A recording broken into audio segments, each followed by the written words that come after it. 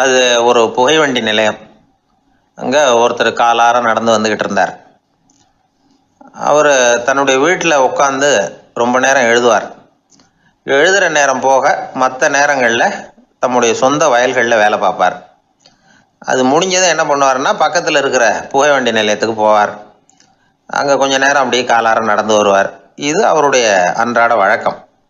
அன்னைக்கும் அது மாதிரி தான் அவர் நடந்து வந்துக்கிட்டு இருக்கிறார். அந்த சமயத்தில் அங்கே நடைமேடையில் ஒரு அம்மையார் நின்றுட்டு இருக்கிறாங்க. இவரை கண்டதும் கையை தட்டி கூப்பிட்டாங்க. இங்கே கொஞ்சம் வர முடியுமா அப்படின்னாங்க. இவர் போனார். என்னங்கன்னு விசாரித்தார். அந்த அம்மையார் விவரம் சொன்னார். ஐயா, நானும் என்னுடைய வீட்டுக்காரரும் இங்கே வந்தோம்.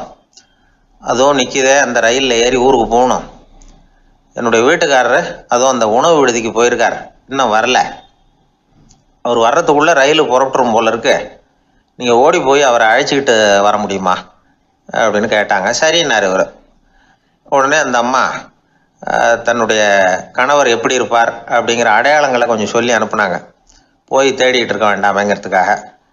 பார்க்குறதுக்கு இப்படி இருப்பார், இந்த மாதிரி ஆடை அணிஞ்சிருப்பார் அப்படின்னு விவரமாக சொன்னாங்க. அதை அவர் கவனமாக கேட்டுக்கிட்டார். நீங்கள் போய் அழைச்சிட்டு வாங்க, வந்த உடனே உங்களுக்கு உண்டான கூலியையும் கையோடு கொடுத்து விட்றேன் அப்படின்னாங்க அந்த அம்மா. இவர் போனார். அந்த அம்மா சொன்ன அடையாளங்களை வச்சு அவர் வீட்டுக்காரரை கையோட கூட்டிகிட்டு வந்துட்டார். கொண்டுகிட்டு வந்து அந்த அம்மா கிட்ட ஒப்படைச்சார். உடனே அவரும் ஏற்கனவே சொன்ன பிரகாரம் அவருக்கான கூலி பணத்தையும் கொடுத்தாங்க. அவரும் எதுவும் மறுப்பு சொல்லாமல் அதை வாங்கிக்கிட்டார். வாங்கிக்கிட்டு திரும்பினார். அந்த சமயத்தில் எதிரில் வந்த ஒருத்தர் அவர் அடையாளம் கண்டுபிடிச்சிக்கிட்டார். அவங்க ரெண்டு பேரும் பேசிக்கிறது இவங்க காதில் விழுந்தது. அப்போ தான் இவங்களுக்கு அது புரிஞ்சுது. இவங்ககிட்ட கூலி வாங்கினவர் யாருன்னா, அவர் தான் பேரறிஞர் லியோ டால்ஸ்டாய் அப்படிங்கிறது புரிஞ்சுது அவங்க ரெண்டு பேரும் பேசிக்கிறத வச்சு. ரஷ்ய நாட்டின் மிகப்பெரிய ஞானி லியோ டால்ஸ்டாய், சோவியத் நாட்டின் ஈடு இணையற்ற இலக்கிய மேதை. இது தெரிஞ்ச உடனே அந்த அம்மா அவர்கிட்ட ஓடினாங்க. ஐயா, உங்களுக்காக நான் கூலி கொடுத்தேன், நான் பெரிய தவறு பண்ணிவிட்டேன் அப்படின்னு சொல்லி வருத்தப்பட்டாங்க. பரவாயில்ல, ஆனால் நீங்கள் எனக்கு கொடுத்த கூலி பணத்தை நான் திருப்பி கொடுக்க மாட்டேன். ஏன் தெரியுமா, அது நான் உழைச்சி பெற்ற தொகை அப்படின்னார். யாருக்குமே அதிக மகிழ்ச்சியை தரக்கூடிய பணம் எதுன்னு கேட்டால் அது அவங்க உழைப்புக்கு ஊதியமாக கிடைக்கிற பணம் தான். நம்ம ஆட்கள் சில பேருக்கு உழைக்காமல் கிடைக்கிற தீய வழியில் வருகிற பணம் கூட மகிழ்ச்சியை கொடுக்கும். ஒரு பெரிய தொழிற்சாலை, அதோட முதலாளி கடுமையான ஒரு கட்டுப்பாடு விதிச்சிருந்தார். அது என்ன கட்டுப்பாடுன்னா, இந்த தொழிற்சாலைக்கு உள்ள யாரும் சிகரெட்டு பிடிக்கக்கூடாது அப்படிங்கிறது தான். ஒரு நாள் இந்த முதலாளி தன்னுடைய தொழிற்சாலையை சுற்றி பார்த்துக்கிட்டு வரார். அப்போது ஒரு இளைஞன் உள்ள சிகரெட்டு பிடிச்சிக்கிட்டு இருந்தான். அதை பார்த்து விடுறார். அவ்வளவுதான், அவருக்கு கோபம் வந்துட்டுது. உடனே உதவியாளரை கூப்பிட்டார். அதோ பாரு, அந்த சிகரெட்டு பிடிச்சிக்கிட்டு இருக்கிறானே, அவன் கணக்கை முடித்து வெளியில் அனுப்பி வச்சிரு அப்படின்னு உத்தரவு போட்டார். அது பிரகாரம் உடனே அவனை அழைச்சிட்டு போய் கணக்கு பார்த்து சம்பள பாக்கி அப்புறம் உதவித்தொகை எல்லாத்தையும் மொத்தமாக கையில் கொடுத்து வெளியில் அனுப்பி வச்சுட்டாங்க. அவன் பணத்தோடு வெளியில் வந்தான். ஏதோ யோசனை பண்ணபடியே நின்றுக்கிட்டு இருந்தான். அவன் என்னப்பா யோசிக்கிற அப்படின்னாரு எதிரில் வந்தவர். இவன் சொன்னான், ஒன்றும் இல்லை, என்னோட நண்பன் ஒருத்தனை பார்க்கறதுக்காக உள்ளே போனேன். பேர் என்னன்னு கேட்டுவிட்டு ஒரு 50,000 ரூபா பணத்தையும் கொடுத்து வெளியில் அனுப்பி வச்சுட்டாங்க. அதுதான் ஏன்னு புரியல, யோசனை பண்ணிகிட்டு இருக்கிறேன் அப்படின்னு நானாக்குவேன். அதனால் நாம் உழைச்சி சம்பாதிக்கிற பணம் தான் உயர்வு, சும்மா வர்ற பணம்லாம் மகிழ்ச்சியை தராது அப்படிங்கிறத புரிஞ்சுக்கணும். அப்பேற்பட்ட ஞானி ரஷ்ய மேதை அவர் பாருங்க, அந்த பணத்தை வாங்கின பணத்தை திருப்பி கொடுக்க மாட்டேன்னு விட்டார். ஏன்னா அது உழைத்து பெற்ற தொகை, அதை நான் கொடுக்க மாட்டேன்னார். அதனால் நமக்கு செல்வம் சேர்க்கறது பெருசு இல்லை, அந்த சேருகிற செல்வம் நமக்கு மகிழ்ச்சியை கொடுக்கணும். அதுக்கு என்ன வழின்னா, நாம் உழைத்து சம்பாதிக்கணும் அப்படிங்கிறத அதிலிருந்து புரிஞ்சிக்க வேண்டியது ரொம்ப அவசியம். அதனால் உழைப்போம் உயர்வோம், இதுதான் வெற்றியின் ரகசியம். ஒரு ஊரில் ஒரு மன்னர் இருந்தார். ஒரு நாள் அவருடைய அரசவைக்கு ஒரு ஓவியன் வந்தான். அவன் சீனா தேசத்திலிருந்து வந்தவன், தாவோ சிந்தனையாளன். அவன் அங்கே மன்னர் முன்னாடி நிற்கிறான். யாரும் செய்ய முடியாத ஒரு காரியத்தை என்னால் செய்ய முடியும்னா, இவன் இப்படி சொன்னதை கேட்டதும் ஏற்கனவே அங்கே இருந்த அரசவை ஓவியன் ஒருத்தனுக்கு கோபம் வந்துட்டுது. இதோ பாரு, இப்படிலாம் பேசக்கூடாது, நான் வேணும்னா உன்னுடைய சவாலை ஏற்றுக்கிறேன் அப்படின்னா. நாம் 2 பேரும் ஓவியம் தீட்டுவோம், அதை பார்த்துட்டு நம்ம 2 பேரில் யார் சிறந்த ஓவியன் அப்படிங்கிறத மன்னரே தீர்மானம் செய்யட்டும், என்ன சொல்கிற அப்படின்னு கேட்டான் அவன். அவனும் சரின்னு ஒத்துக்கிட்டான். போட்டி ஆரம்பமாச்சு. அரசர் அவங்களுக்கு 2 சுவர்களை ஒதுக்கி கொடுத்தார். 6 மாத காலம் அவகாசம் கொடுத்தார். 2 ஓவியர்களும் அவங்கவுங்க வேலையை ஆரம்பித்தாங்க. இரவு பகலாக வேலை செய்ய ஆரம்பிச்சுட்டாங்க. 6 மாதம் முடிஞ்சது. அரசர் வந்து பார்த்தார். முதல்ல தன்னுடைய அரசவை ஓவியர் தீட்டி இருந்த ஓவியத்தை பார்த்தார். ரொம்ப பிரமாதமாக இருந்தது, பாராட்டினார். இதோ பாரு, உன்னுடைய ஓவியம் அற்புதமாக இருக்குது, உயிரோட்டம் உள்ளதாக இருக்குது, கலையின் உச்சமே இதுதான், இதை விட சிறந்த ஒரு ஓவியத்தை வேற யாராலையும் படைக்க முடியாது அப்படின்னார். அதுக்கப்புறம் அந்த சீன ஓவியன்கிட்ட போனார். எங்க உன்னுடைய ஓவியம்னு கேட்டார். திரைச்சீலையை விலக்கி விட்டு பாருங்கன்னா. மன்னர் வந்து அந்த திரைச்சீலையை விளக்குனார். உள்ள வந்து ஓவியம் இருக்க வேண்டிய இடம் கண்ணாடி மாதிரி தெரிஞ்சுது. அவன் அந்த 6 மாத காலமா அந்த சுவரை வந்து தேய்ச்சி தேய்ச்சி கண்ணாடி மாதிரி ஆக்கி வச்சிருக்கிறான். அதுக்கு நேராக எதிர் சுவரில் அரசவை ஓவியன் தீட்டின ஓவியம் இருக்கு. அது எதிரில் இருந்த இந்த கண்ணாடியில் பட்டு பிரதிபலிக்குது. மன்னர் யோசனை பண்ண ஆரம்பிச்சார். அப்புறம் அந்த சீன ஓவியனை பார்த்து கேட்டார், இதை பாரு, நீ என்னுடைய ஆளை வந்து தோற்கடிச்சுட்ட அப்படிங்கிறதுல சந்தேகம் இல்லை, ஆனாலும் எங்களை ஏமாத்தி இருக்கிற, எந்த ஓவியமும் நீ வரையிலையே அப்படின்னார். அரசே, இதுதான் உண்மையான ஓவியம், உயிருள்ள ஓவியம். இது வந்து மனோபாவங்களை பிரதிபலிக்கும், மாறுகின்ற காலங்களை அப்படியே காட்டும் அப்படின்னா அந்த சீன ஓவியன்.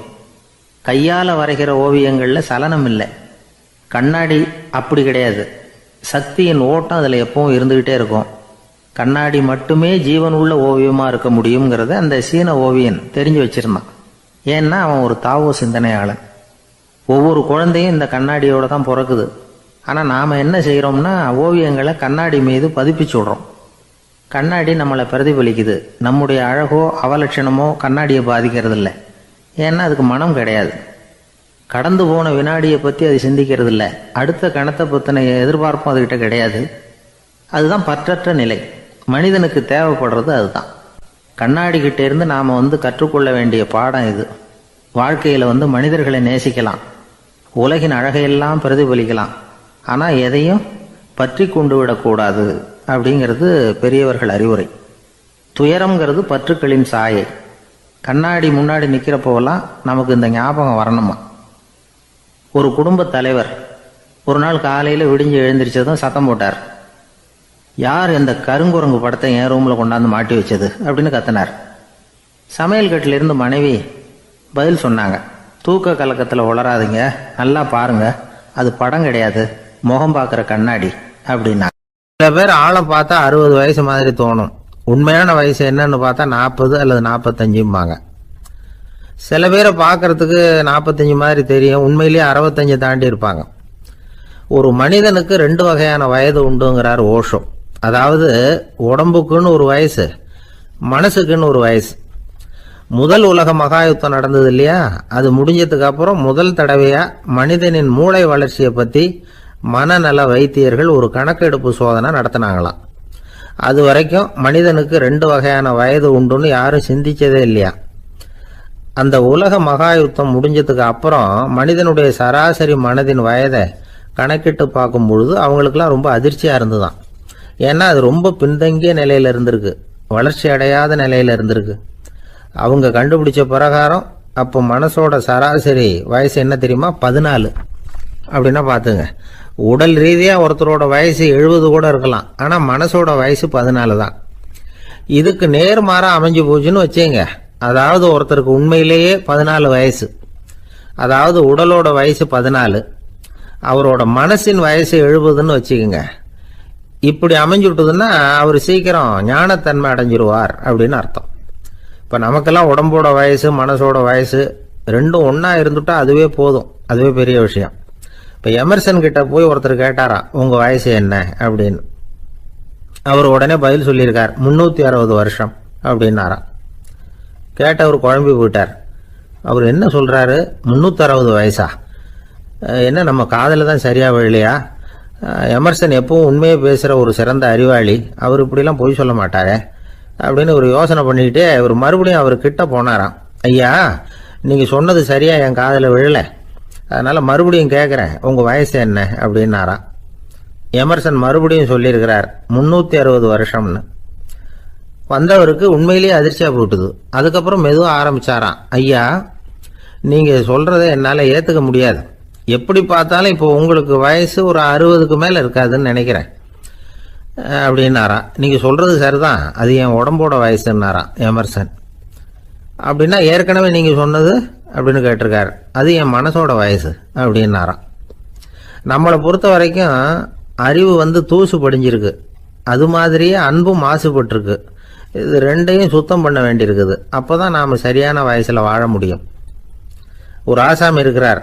அவருக்கு உடம்போட வயசு அதிகம், மனசோட வயசு ரொம்ப குறைச்சல், குழந்தை மாதிரி. அவர் ஒரு ஆஸ்பத்திரியில் படுத்திருக்கிறார். நர்சம்மா எல்லாருக்கும் மருந்து கொடுத்துட்டு போகிறாங்க. கொஞ்ச நேரம் கழித்து திரும்பி வந்தாங்க. அப்போ இவர் அந்த அம்மாவை கூப்பிட்டு சொல்கிறார், இதை பாருங்கள் சிஸ்டர், நீங்கள் எல்லாருக்கும் சின்ன சின்ன மாத்திரையாக கொடுத்துட்டு எனக்கு மட்டும் நீளமான மாத்திரையாக கொடுத்துட்டீங்க. முழுங்கிறதுக்கு ரொம்ப கஷ்டமாக போச்சு. இனிமேல் எனக்கும் சின்ன மாத்திரையாக கொடுங்க சிஸ்டர் அப்படின்னாராம். அந்த அம்மா உடனே அதிர்ச்சியாகி தலையில் அடிச்சுக்கிட்டாங்களாம். நான் கஷ்டப்பட்டு மாத்திரையை முழுங்கினத்துக்கு நீங்கள் ஏமா தலையில் தட்டிக்கிறீங்க அப்படின்னு கேட்டிருக்காரு இவர். இதுக்கு அவங்க சொல்லியிருக்கிறாங்க, நான் உங்களுக்கு கொடுத்துட்டு போனது மாத்திரை இல்லைங்க, அது தெர்மாமீட்டர் அப்படின்னாங்களாம். ஒருத்தர் இருக்கார், நல்ல உத்தியோகத்தில் தான் இருக்கிறார். ஆனால் எப்போ பார்த்தாலும் முகத்தை வெறுப்பாக வச்சிருப்பார். அப்படியே வருவார் போவார். ஏன் சார் இப்படி இருக்கிறீங்க அப்படின்னு விசாரித்தோம். ஏன்டா இந்த வேலைக்கு வந்தோம்னு இருக்கு சார் அப்படின்னார். உங்கள் வேலை உங்களுக்கு பிடிக்கலையா அப்படின்னு கேட்டோம். இல்லைன்னார். இப்படிப்பட்டவங்க வெற்றிகரமான வாழ்க்கை வாழ முடியாது. இது நிபுணர்கள் கருத்து. வேலையை நேசிக்க தெரிந்தவர்கள் வெற்றி பெறுவார்கள் அப்படிங்கிறாங்க அவங்க. எந்த துறையாக இருந்தாலும் சரி, அந்த துறையில் வெற்றிகரமாக இருக்கிறவங்கள விசாரித்து பாருங்கள். எனக்கு என்னுடைய வேலை ரொம்ப பிடிக்கும் அப்படின்னு சொல்கிறவங்களாக தான் இருப்பாங்க. அப்படி இருந்தால் தான் அது வெற்றிகரமாக இருக்க முடியுது அவங்களால. ஒருத்தனுக்கு பிடித்தமான பொழுதுபோக்கே அவனுடைய தொழிலாக இருந்துட்டுதுன்னா அவனை மாதிரி கொடுத்து வச்சவன் வேற யாரும் இல்லை அப்படிங்கிறார் பெர்னாட் ஷா. ஒரு தடவை மன்னர் ஹுமாயூன் உயிரை தண்ணீர் முண்டு ஊற்றுகிற தொழிலாளி ஒருத்தர் காப்பாற்றினாராம் அந்த ஹுமாயூன் உயிரை. உடனே மன்னர் கேட்டிருக்கார், உனக்கு என்ன வேணும்னாலும் கேளு தரேன், உயர் பதவி வேணுமா அப்படின்னு கேட்டாராம்.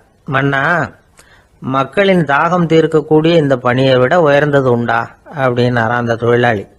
அவரால் அவருடைய வேலையை நேசிக்க முடிஞ்சுது, அதனால மகிழ்ச்சியாக இருக்க முடிஞ்சுது.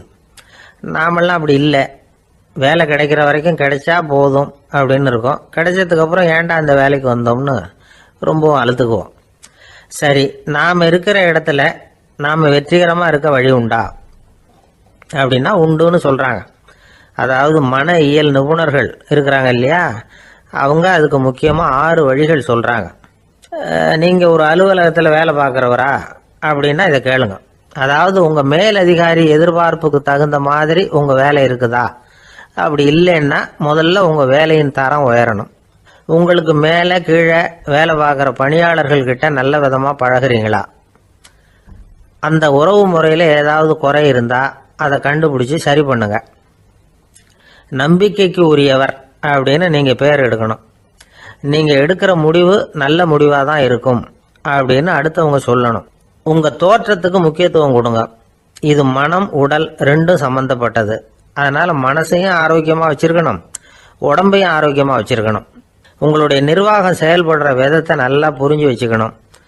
உங்களுடைய நிர்வாகம் இப்போ ஒரு காரியம் செய்யுதுன்னு வச்சுங்க, ஏன் அப்படி செய்யுது, எதுக்காக அப்படி செய்யுது, அதனுடைய குறிக்கோள் என்ன, அது நீடிக்கிறதுக்கு காரணம் என்ன, இதெல்லாம் தெரிஞ்சுக்கணும். சிரிப்புக்கு வஞ்சகம் பண்ணக்கூடாது, நல்லா சிரிக்கணும், அப்போ தான் அது திரும்ப கிடைக்கும். கடந்த கால தோல்வியை பற்றி கவலைப்படக்கூடாது. முதலாளி விருப்பம் தெரிஞ்சு நடந்துக்கிறது நல்லது தான். அதுக்காக காக்கா பிடிக்கணுங்கிற அவசியம் இல்லை.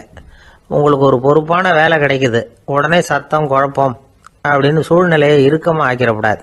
எந்த சூழலையும் இயல்பாக கையாளக்கூடியவர் அப்படிங்கிறத காட்டணும். இதெல்லாம் உங்கள் துறையில் நீங்கள் வெற்றி பெற நிபுணர்கள் சொல்கிற யோசனைகள்.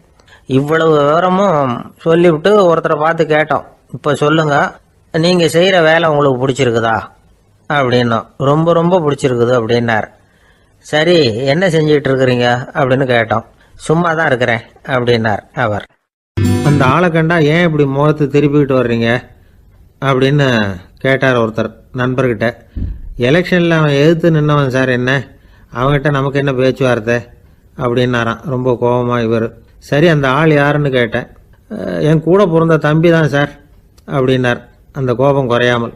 அதாவது நம்ம ஊர் நிலவரம் இப்படி, அதாவது அண்ணனும் தம்பியும் எதிர்த்து நிற்பாங்க தேர்தலில், ஒருத்தர் கண்டா பேசிக்கிறது இல்லை. ஆனால் இங்கிலாந்தில் எப்படி தெரியுமா, அங்கே ஒரே மேடையில் போட்டி போடுற 2 வேட்பாளர்களும் பேசுவாங்களாம், பட்டிமன்றம் மாதிரி. ஒருத்தர் முதல்ல எழுந்திருப்பார், நான் இந்த தேர்தலில் வெற்றி பெற்றால் என்னென்ன செய்வேன் அப்படின்னு சொல்லிவிட்டு உட்காருவார். அதுக்கப்புறம் அடுத்தவர் எழுந்திருப்பார், அவர் சொல்லுவார், நான் வெற்றி பெற்றால் இந்த மக்களுக்கு என்னென்ன செய்வேன், இந்த நாட்டுக்கு என்னென்ன செய்வேன் அப்படிங்கிறத சொல்லிவிட்டு உட்காருவார். 2 பேரும் ஒரே மேடையில் பேசுவாங்க. மக்கள் 2 பேர் பேச்சையும் கேட்டுக்கிட்டு ஒரு முடிவுக்கு வருவாங்க. இதுதான் அங்கே உள்ள பழக்கம். இங்கே அப்படி இல்லை. இங்கே ஒருத்தர் பார்த்தாவே முகத்தை திருப்பிக்கிறது. ஒரு தடவை இது மாதிரி ஒரு கூட்டம் நடந்துகிட்டு இருக்கு அங்கே வெளிநாட்டில் தான். நேரத்துக்கு சரியாக ஒரு வேட்பாளர் வந்து சேரல. இது இங்கிலாந்தில் நடந்த நிகழ்ச்சி. அப்புறம் என்னாச்சுன்னா, ஒருத்தர் வந்துட்டாரு, இன்னொருத்தர் வந்து சேரல. அப்புறம் உடனே அந்த ஒருத்தர் வந்தவர் பேச ஆரம்பிச்சிட்டார். அதாவது அந்த இன்னொருத்தர் சார்பாகவே பேசிட்டாராம். அதாவது அவர் வரல, நான் அவர் சார்பாக நான் பேசிடுறேன். அதாவது அவர் ஜெயிச்சுட்டா அவர் என்னென்ன செய்வார் இந்த நாட்டுக்கு அப்படின்னு சொல்லி அவர் பக்கத்தில் உள்ள நியாயத்தை எடுத்து இவரே சொல்லிட்டாராம். இப்படிலாம் அங்கே நடந்துதான். இது எப்பேற்பட்ட தேர்தல் பண்பாடு பாருங்க. அதனால இன்னொரு விஷயம், இப்போ இங்கிலாந்துலாம் ஓட்டு கேட்குறப்ப வெற்றியா தோல்வியாங்கிறத ஓரளவுக்கு யூகிச்சுடலாமா. இப்போ ஒரு வேட்பாளர் ஒரு வீட்டுக்கு முன்னாடி போய் நின்று எனக்கு ஓட்டு போடுங்கன்னு கேட்குறாருன்னு வச்சுங்களேன், அதுக்கு என்ன பார்த்து செய்கிறோம், போயிட்டு வாங்க அப்படின்னு சில வீடுகளில் வாசலில் நின்று சொல்லி அனுப்பிச்சிருவாங்களாம். வேற சில வீடுகளில் எப்படின்னா, வேட்பாளரை வீட்டுக்குள்ளே கூப்பிட்டு காபி சாப்பிட சொல்லி உபசரித்து அதுக்கப்புறம் அனுப்பி வைக்கிறது வழக்கமாக. இதில் எந்த வீட்டு ஓட்டு நிச்சயம் தெரியுமா? வாசலில் நின்று வழி அனுப்பி வச்சுடுறாங்க பாருங்க, அவங்க ஓட்டு நிச்சயம். உள்ளே கூப்பிட்டு காப்பி கொடுத்து அனுப்புகிறாங்க பாருங்க, அவங்க ஓட்டு நிச்சயம் இல்லையா. சரி, அப்புறம் ஏன் அந்த உபசரிப்பு அப்படின்னு கேட்டால் அதுக்கு ஒரு காரணத்தை சொல்கிறாங்க. அதாவது அது ஒரு அனுதாபத்தை தெரிவிக்கிற முறையா. ஐயோ பாவம், நாம் இவருக்கு ஓட்டு தான் போட போகிறதில்ல, எதையாவது செய்வோம், காப்பியாவது சாப்பிட்டு போகட்டும் அப்படிங்கிற எண்ணமா. இப்படி அந்த ஒரு பழக்கம். ஆக அந்த ஊரில் நிறைய காப்பி சாப்பிட்ணும்னு ஒருத்தர் ஆசைப்பட்டால் தேர்தலில் தோற்று போகிறதுக்கு தயாராக இருக்கணும். ஒரு சமயம் ஒரு ஊரில் தேர்தல் நடந்துதான். ஒரு தொகுதியில் நின்று தோற்று போன ஒருத்தர் கையில் ஒரு துப்பாக்கியோட ஊருக்குள்ளே சுற்றிக்கிட்டு இருந்தாராம். ஒரு போலீஸ்காரர் அவரை பார்த்துட்டு சந்தேகப்பட்டிருக்கார். அதனால் அவரை தடுத்து நிறுத்தி, என்ன இது துப்பாக்கியோட சுற்றுறீங்களேன்னு விசாரிச்சிருக்கார். இதுக்கு அவர் சொன்னாராம், சார், இந்த தொகுதியில் மொத்தம் 1,00,000 வாக்காளர்கள், அதில் எனக்கு 10,000 பேர் மட்டும்தான் எனக்கு ஓட்டு போட்டிருக்கிறாங்க. அப்படின்னா எனக்கு வேண்டாதவங்க இந்த தொகுதியில் 90,000 பேர் இருக்கிறாங்கன்னு அர்த்தம். இப்படி ஒரு சூழ்நிலையில் நான் என்னுடைய பாதுகாப்புக்கு ஆயுதம் இல்லாமல் நடமாடலாமா அப்படின்னு கேட்டாராம். எவ்வளவு எச்சரிக்கை பாருங்க. நம்ம ஊரில் சில பேர் ஓட்டு கேட்குற விதமே தனி. ஒருத்தர் ரொம்ப சாமர்த்தியமாக ஓட்டு கேட்பாராம். அவர் எப்படின்னா, ஒரு வீட்டுக்கு போகிறாருன்னு வச்சுங்களேன், அந்த நேரம் அந்த வீட்டுக்காரரு என்ன செஞ்சுக்கிட்டு இருக்கிறாரோ அதே வேலையை இவரும் கொஞ்ச நேரம் செய்வாராம், அவருக்கு ஒத்தாசையா. அதுக்கப்புறம் மெதுவாக பேச்சு கொடுப்பார், ஓட்டு கேட்பார், இது மாதிரி எலெக்ஷனில் நிற்கிறேன் கவனிக்கணும்னு. அது மாதிரி ஒரு தடவை அவர் போனப்போ அங்கே அவர் என்ன பண்ணிட்டு இருக்காரு, வீட்டுக்கு பின்னாடி மாட்டு கொட்டையில் பால் கறந்துக்கிட்டு இருக்கார் ஒரு பசுமாட்டுக்கிட்ட. அந்த வீட்டில் இவர் ஓட்டு கேட்க போனவர் இவர் ஓடி போய் இன்னொரு சொம்பை எடுத்துக்கிட்டு அதே மாட்டுக்கு இன்னொரு பக்கம் போய் உட்காந்துக்கிட்டு இவரும் பால் கறக்க ஆரம்பிச்சிட்டார். எதிர உட்காந்துட்டு இருக்காரு இவர் இந்த பக்கம் உட்காந்துருக்கார். கீழே கொஞ்சம் குனிஞ்சு பார்த்தா ஒருத்தர் முகத்தை ஒருத்தர் பார்க்கலாம். கொஞ்ச நேரம் ஆனதுக்கப்புறம் இவர் மெதுவாக அவர்கிட்ட பேச்சு கொடுத்தாராம். இது மாதிரி, நான் எலெக்ஷனில் நிற்கிறேன், நீங்கள் ஓட்டு போடணும், அதுக்காக தான் வந்தேன்னாராம். அது முடியாதுங்களேன்னாராம் அவர். ஏன்னு கேட்டிருக்கார். நான் இந்த வீட்டுக்காரன் இல்லை, நானும் உன்ன மாதிரி ஓட்டு கேட்க வந்தவன் தான் அப்படின்னாராம் அவர். ஜெருசலேம் அங்கே உள்ள ஒரு தேவாலயம். அதில் உள்ள பலிபீடத்தின் முன்னாடி ஒரு பெட்டி உண்டு. அது காணிக்கை பெட்டி. ஆலயத்துக்கு வர்றவங்க பிரார்த்தனை பண்ணிவிட்டு திரும்பி போகிற சமயத்தில் அந்த பெட்டியில் காணிக்கை போடுவாங்க. அவங்களால எவ்வளவு முடியுமோ அவ்வளவு போடுறது வழக்கம். அவங்கவுங்க வசதிக்கு தகுந்த மாதிரி போடுவாங்க. வசதி உள்ளவங்களாக இருந்தாலும் சரி, வசதியே இல்லாத வறியவர்களாக இருந்தாலும் சரி, ஆலய காணிக்கை பெட்டியில் காசு போடுறது அவங்களுக்கு ரொம்ப பெருமையான ஒரு செயல். ஒரு சமயம் இயேசு தம்முடைய சீடர்களோடு அந்த ஆலயத்துக்கு வர்றார். அங்கே உட்காந்து ரொம்ப நேரம் வழிபாடு பண்ணிகிட்டு இருக்கிறார். சீடர்களும் அந்த ஜபத்தில் கலந்துக்கிட்டாங்க. வழிபாடு முடிஞ்சுது. இயேசு உட்காந்துருக்கிறார். காணிக்கை பெட்டியில் காசு போடுறவங்கள கவனிக்கிறார். சீடர்களும் அதையே கவனிச்சுக்கிட்டு இருக்கிறாங்க. ரொம்ப பேர் வரிசையாக வந்தாங்க. அவங்களால முடிஞ்ச அளவுக்கு காசு போட்டுட்டு அவங்க பாட்டுக்கு போய்கிட்டு இருக்கிறாங்க. வசதியானவங்க நிறைய பேர் வந்தாங்க. அதுக்கு மத்தியில் வயசான ஒரு அம்மா, அவங்களும் வந்து காசு போட்டுட்டு போகிறாங்க. இப்போ இயேசு தன்னுடைய சீடர்கள் பக்கம் திரும்பினார். ஒரு கேள்வி கேட்டார். இப்போ இந்த காணிக்கை பெட்டியில் நிறைய பேர் வந்து காசு போட்டுட்டு போகிறத நீங்கள் கவனிச்சிங்க. இன்னைக்கு இந்த காணிக்கை பெட்டியில் ரொம்பவும் அதிகமாக காசு போட்டது யார் அப்படின்னு கேட்டார். முதல்ல வந்தார ஒரு பெரிய மனுஷன், அவர் தான் அதிகமாக போட்டார் அப்படின்னார் ஒருத்தர். மூணாவதாக வந்தவர் தான் அதிகமாக போட்டார், நான் கவனித்தேன் அப்படின்னாரு இன்னொருத்தர். இப்படி ஆளுக்கு ஒரு விதமாக சொல்கிறாங்க. கடைசியாக இயேசு சொன்னாராம், இன்றைக்கு அந்த பெட்டியில் அதிகமாக காசு போட்டவங்க அந்த வயசான அம்மா தான் அப்படின்னாராம். சீடர்களுக்கு ஒன்றும் புரியல. அந்த அம்மா ரொம்பவும் ஏழையாச்சே, அவங்க எப்படி அதிகமாக காணிக்கை செலுத்த முடியும் அப்படிங்கிறது அவங்க சந்தேகம். இயேசு விளக்குனார். நிறைய பேர் வந்தாங்க, நிறையவே காசுகள் போட்டாங்க, அது உண்மைதான். ஆனாலும் அந்த அம்மா என்ன பண்ணாங்க கவனிச்சிங்களா? வந்தாங்க, தன்னுடைய காசு பையை திறந்தாங்க, அப்படியே கொட்டுனாங்க. அதில் இருந்தது 2 காசுகள் தான். அந்த 2 காசும் காணிக்கை பெட்டியில் விழுந்துட்டுது. மற்றவங்கள்லாம் தங்கள்கிட்ட இருந்த செல்வத்தின் ஒரு சிறு பகுதியை எடுத்து பெட்டியில் போட்டாங்க. ஆனால் இந்த அம்மா தன்கிட்ட என்ன இருந்ததோ அதை அப்படியே போட்டுட்டாங்க. தன்னுடைய பிழைப்புக்காக வச்சிருந்த அவ்வளவையும் இழக்கிறதுக்கு தயாராகிட்டாங்க. அவ்வளவு தாராள மனசு அவங்களுக்கு. அதனால் அவங்க செலுத்தின காணிக்கை தான் அளவில் அதிகம் அப்படின்னார். விலை மதிப்பில்லாத முத்து புதையல் ஒருத்தனுக்கு கிடைக்க போகுதுன்னு வச்சுக்கோங்க. அதன் மதிப்பை உணர்ந்தவன் என்ன பண்ணுவான்? அதை அடையிறதுக்காக தன்கிட்ட இருக்கிற எதையும் கொடுக்கறதுக்கு தயாராக இருப்பான் இல்லையா? அது மாதிரி தான் இதுவும் அப்படின்னார். உலக மதிப்பீடுகளை துரும்பா தூசியாக மதித்து அதையெல்லாம் உதறி விடுகிறவன் இறையருள் அப்படிங்கிற இணையில்லாத செல்வத்தை பெறுகிறான் அப்படிங்கிறது இதில் உள்ள கருத்து. இறைவனுக்காக இழப்பதுன்னா துன்பப்படுகிறவர்களுக்காக, ஏழைகளுக்காக, ஏதுமற்றவர்களுக்காக இழப்பது அப்படின்னு அர்த்தம். உங்கள் அயலானுக்கு நீங்கள் என்ன உதவி செய்தாலும் அதை எனக்கே செய்கிறீர்கள் அப்படின்னு இயேசு சொல்லியிருக்கிறார். அடுத்தவங்களுக்கு உதவணுங்கிற குணம் இன்னைக்கு ரொம்ப குறைஞ்சி போச்சு. ஒருத்தன் வாழைப்பழத்தோல் வழுக்கி கீழே விழுந்துட்டான். பக்கத்தில் இருந்த நண்பன் உடனே இவனை தூக்கிக்கிட்டு போய் ஆஸ்பத்திரியில் சேர்த்துட்டான். அதுக்கப்புறம் சொன்னான், நீ அந்த வாழைப்பழத்தோலில் காலை வைக்க போகிறத முன்னாடியே நான் கவனிச்சுட்டேன் அப்படின்னானா. அப்படின்னா அப்போவே நீ எனக்கு உதவி செஞ்சுருக்கலாமே அப்படின்னானா அவன். நான் டாக்டருக்கு உதவலாம்னு நினச்சிட்டேன் அப்படின்னா இவன். ஒரு விவசாயி விதைக்கிறதுக்காக வயல்வெளி பக்கம் போகிறார். விதைகளை அள்ளி வீசினார். அப்போ என்ன ஆச்சுன்னா, சில விதைகள் பாதை ஓரத்தில் விழுந்தது. சில விதைகள் முள் செடிகள் மண்டி இருந்த புதருக்கு இடையில் விழுந்தது. சில விதைகள் நல்ல நிலத்தில் விழுந்தது. பாதை ஓரத்தில் விழுந்த விதை என்ன ஆச்சுன்னா, அதெல்லாம் பறவைகள் கண்ணில் போட்டுவிட்டுது. உடனே உட்காந்து கொத்தி தின்னுட்டு போட்டுது. அதிகமாக மண் இல்லாத பாறை பகுதியில் விழுந்த விதையெல்லாம் லேசாக வேர் விட்டு முளைக்க ஆரம்பிச்சுது. அதுக்கப்புறம் வேர் கீழேயும் ஆழமாக போக முடியல, மேலேயும் சூரிய வெப்பம் அதிகம் தாங்க முடியல, எல்லாம் காஞ்சி கருகி போட்டுது. புதர் பகுதியில் சில விதைகள் விழுந்தது இல்லையா, முள் செடிகள் காடாக மண்டி போயிருந்தது. அதனால் முளைச்சி வர்ற செடிக்கு நெருக்கடி அதிகமாக போட்டுது, சரியாக வளர முடியல, விளைச்சலும் சரியாக இல்லை. நல்ல நிலத்தில் விழுந்த விதைகள் மட்டும் நல்லா முளைச்சிது, நல்லா வளர்ந்தது, விளைச்சலும் பிரமாதமாக இருந்தது. இந்த கதையை சொல்லிவிட்டு கேட்க செவியுள்ளோர் கேட்கட்டும் அப்படிங்கிறார் இயேசு பெருமான்.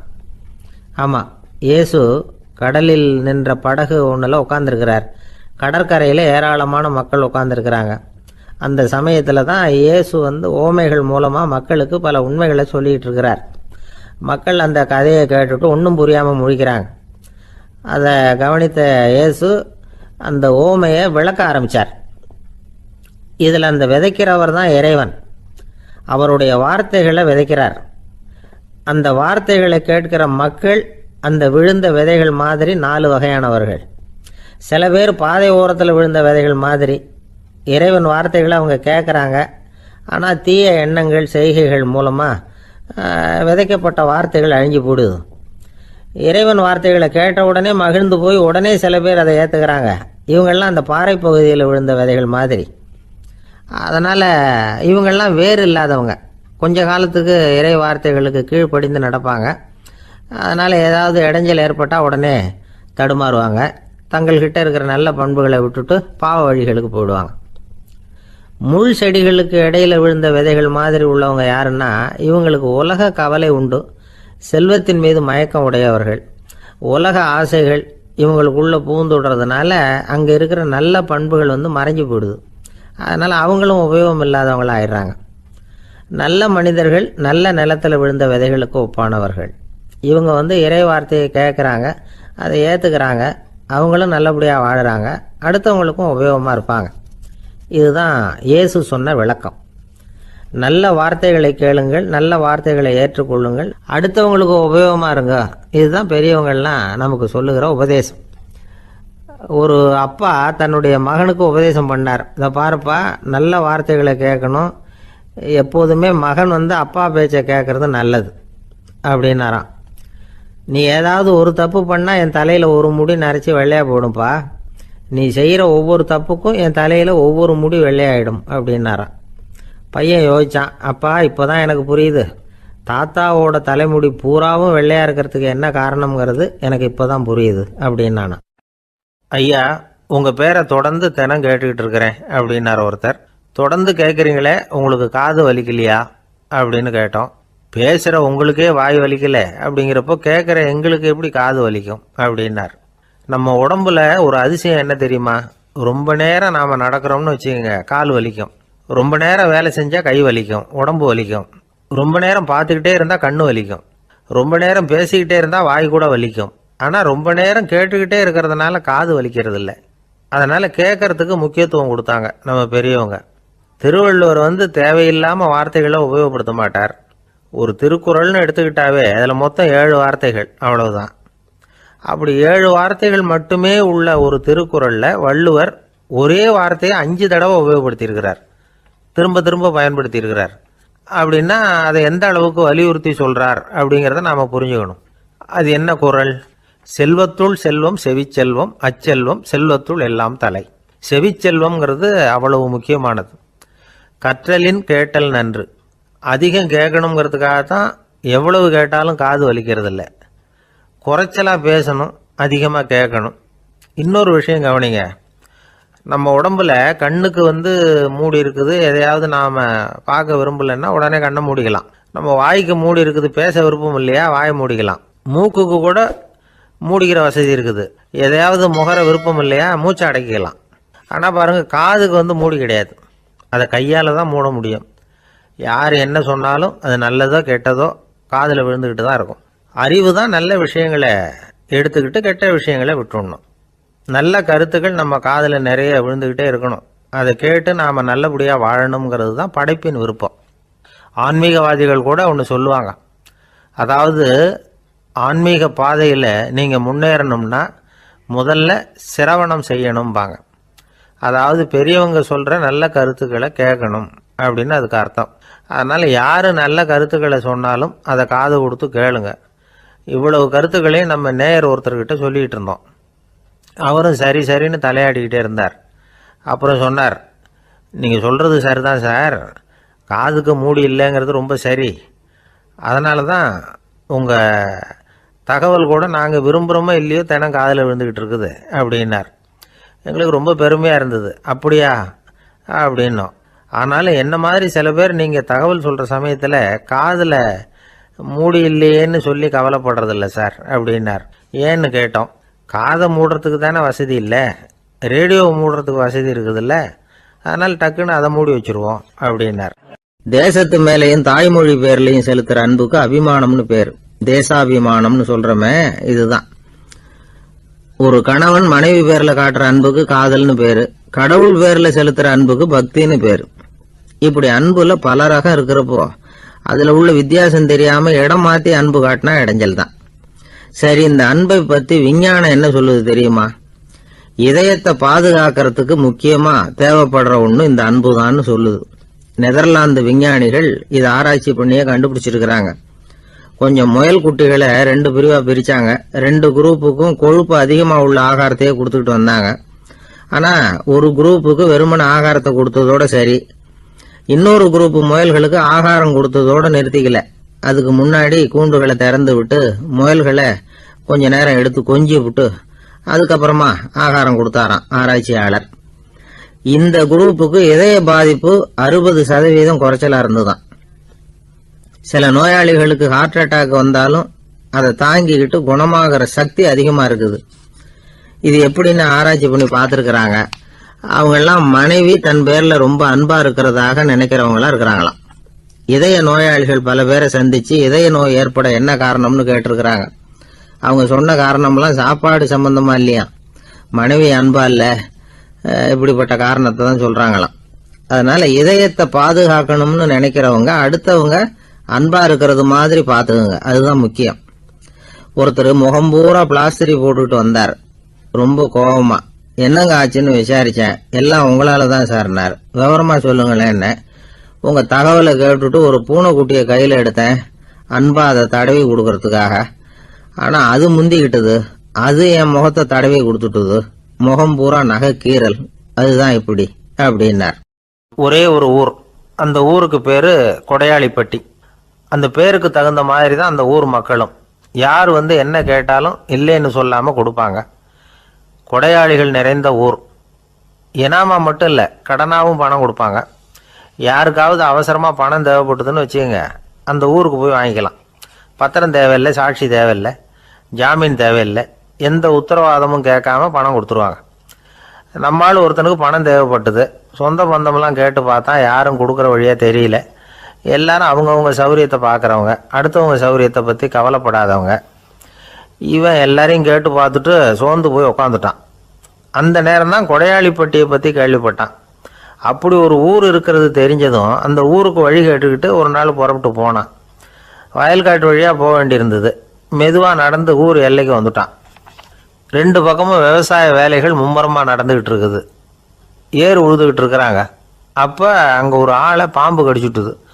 பக்கத்தில் வேலை செஞ்சுக்கிட்டு இருந்தவங்க ஓடி வந்தாங்க. அவசரமாக செய்ய வேண்டிய முதல் உதவியெல்லாம் செஞ்சு பார்த்தாங்க, பலன் இல்லை. அந்த ஆள் செத்து போட்டான். அவன் செத்து விட்டான்னு தெரிஞ்சதும் அவனை தூக்கி வரப்பு மேலே போட்டுட்டு எல்லாரும் அவங்கவுங்க வேலையை கவனிக்க ஆரம்பிச்சிட்டாங்க.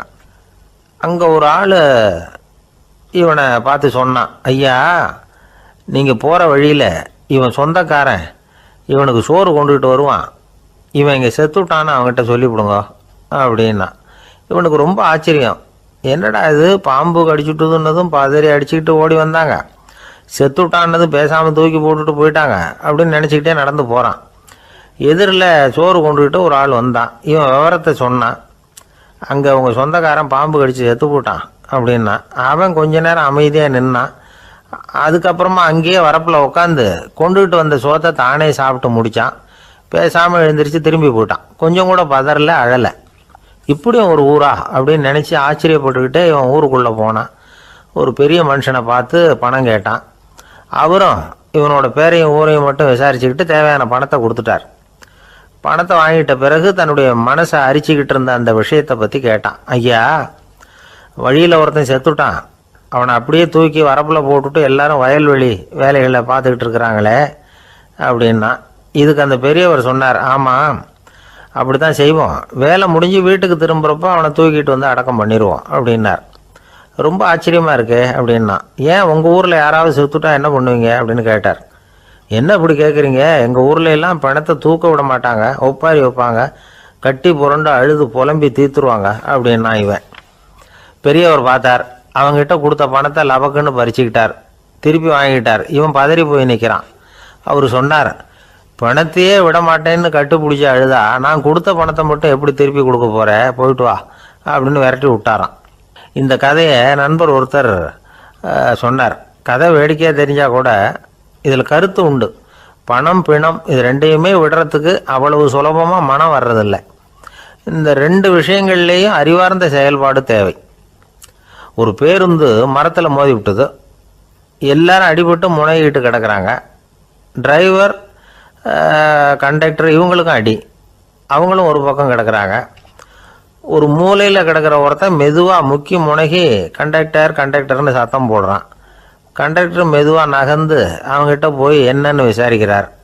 அவன் ரொம்ப சிரமப்பட்டு வாயை திறந்து ஒரு 15 காசு சில்லற பாக்கி அப்படின்னானான். ஒருத்தர் ரொம்பவும் மகிழ்ச்சியாக வந்துக்கிட்டு இருந்தார். என்ன விஷயம்னு விசாரித்தேன்.